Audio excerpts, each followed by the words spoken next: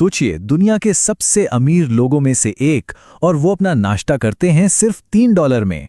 ये हैं Warren Buffett. आज हम उनकी ऐसी ही कुछ मजेदार, बिल्कुल साधारण और कभी-कभी तो अजीब लगने वाली आदतों के पीछे छिपे लॉजिक को समझेंगे। अच्छा, बफेट की दौलत और उनके असर का अंदाजा लगाने के लिए बस एक सवाल का जवाब सोचिए। इस शख्स के साथ एक बार लंच करने की कीमत क्या होगी? जी हाँ, 35 करोड़ रुपए। लोग उनके साथ बस 1 घंटे लंच करने के लिए इतनी बड़ी रकम दे देते हैं। और सबसे दिलचस्प बात पता है क्या है? बफेट ये पूरी की पूरी रकम सीधे चैरिटी में दान कर देते हैं। तो सवाल ये उठता है कि जो इंसान अपने लंच से करोड़ों रुपए दान कर देता है, वो खुद अपने ऊपर कितना खर्च करता होगा? जैसे कि वो रोज सुबह नाश्ते में क्या खाते होंगे? सिर्फ $3। यही तो उनके किरदार का सबसे बड़ा विरोधाभास है। वो अपने दिन की शुरुआत करते हैं मैकडॉनल्ड्स के $3 से भी कम वाले नाश्ते से। तो चलिए, इस सादगी पसंद अरबपति की दुनिया में थोड़ा और गहरे उतरते हैं और उनकी उन आदतों को समझते हैं जो सालों से बिल्कुल नहीं बदली हैं। आप सोचकर हैरान हो जाएंगे कि बफे आज भी उसी घर में रहते हैं जो उन्होंने 50 साल पहले ओमाहा में खरीदा था।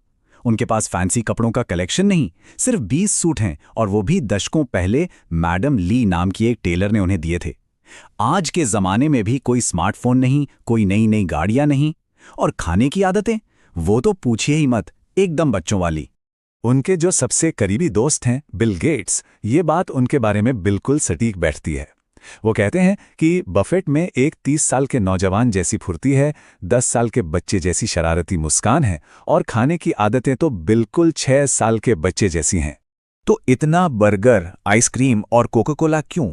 इसके पीछे बफेट का अपना एक मज़ेदार लॉजिक है। वो कहते हैं कि भाई, दुनिया में सबसे कम डेथ रेट 6 साल के बच्चों का होता है, तो क्यों ना उन्हीं की तरह खाया पिया जाए। है ना कमाल का तर्क?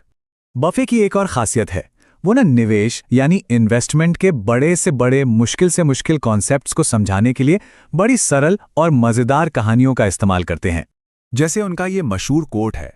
इसका मतलब क्या है? सीधा साधा है कि कुछ अच्छी चीज़ों में, जैसे कि अच्छे इन्वेस्टमेंट्स में, बस वक्त लगता है, आप उसमें जल्दबाजी नहीं कर सकते। और जो लोग रोज-रोज स्टॉक खरीदते बेचते हैं ना, जिन्हें डे ट्रेडर्स कहते हैं, उनके लिए तो बफेट की तुलना मतलब बड़ी सीधी और मज़ेदार है। वो कहते हैं ये वैसा ही है जैसे कोई हर रात किसी नए पार्टनर के साथ हो और खुद को रोमांटिक कहे। वो रोमांटिक नहीं बल्कि सेक्स एडिक्ट है। अब आपको सुनाते हैं वो किस्सा जो बताता है कि बफेट टेक्नोलॉजी से इतनी दूरी क्यों बनाकर रखते हैं। ये कहानी है उनके पहले और आखिरी ईमेल की। तो हुआ यूं कि एक दोस्त ने उनसे पूछा कि आप बिल गेट्स की कंपनी माइक्रोसॉफ्ट में इन्वेस्ट क्यों नहीं करते। बफेट ने जवाब देने के लिए अपनी जिंदगी का पहला ईमेल टाइप किया। उसमें उन्होंने अपने कारण बताए और साथ में एक मजाक भी कर दिया। उन्होंने माइक्रोसॉफ्ट की तुलना अपने होम टाउन की फुटबॉल टीम नेब्रास्का से कर दी, और फिर गया था। उनका वो प्राइवेट ईमेल हो गया लीक और सीधा छपा वॉल स्ट्रीट जर्नल में। बस उस दिन के बाद उन्होंने कभी ईमेल को हाथ नहीं लगाया। लेकिन इस कहानी का सबसे मजेदार हिस्सा तो अब आता है। उन्हें इस बात का अफसोस नहीं था कि माइक्रोसॉफ्ट पर उनकी राय पब्लिक हो गई। उन्हें ज्यादा दुख इस बात का था कि उन्होंने अपनी होम टाउन की फुटबॉल टीम की बेइज्जती कर दी। इससे पता चलता है कि उनकी असली वफादारी और प्रायोरिटीज कहाँ हैं। तो इन सारी मजेदार कहानियों से हम सीखते क्या हैं? चलिए उनकी इस जबरदस्त कामयाबी के पीछे छिपे कुछ एकदम सिंपल से फलसफे को समझते हैं। इन्वेस्टमेंट को लेकर उनके 2 नियम तो दुनिया भर में मशहूर हैं। दिखने में बहुत सीधे हैं पर बहुत गहरे हैं।